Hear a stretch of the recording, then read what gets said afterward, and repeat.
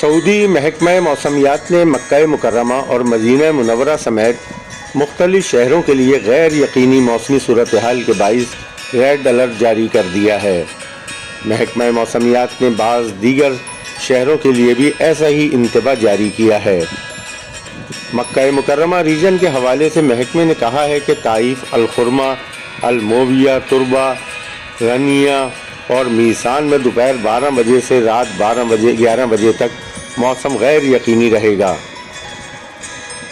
ان شہروں میں گرج چمک کے ساتھ موسلادھار بارش اور تیز ہوائیں چلنے کا امکان ہے، جس سے حد نگاہ متاثر ہو سکتی ہے، جبکہ مدینہ منورہ ریجن کے الحناکیہ، المہد شہروں میں دوپہر 12 بجے سے رات 9 بجے تک یہی کیفیت برقرار رہے گی۔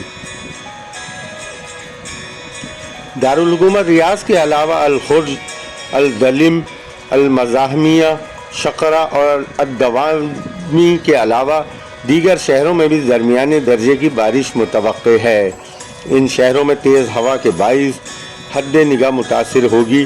محکمے نے عسیر، جازان، الجوف، قصیم، مشرقی ریجن، حائل اور نجران کے لیے بھی انتباہ جاری کیا ہے، جہاں درمیانے درجے کی بارش کے ساتھ تیز ہوا کا امکان ہے۔ سعودی عرب کی تازہ ترین موسمی صورتحال کے لیے دیکھتے رہیں خبر بین۔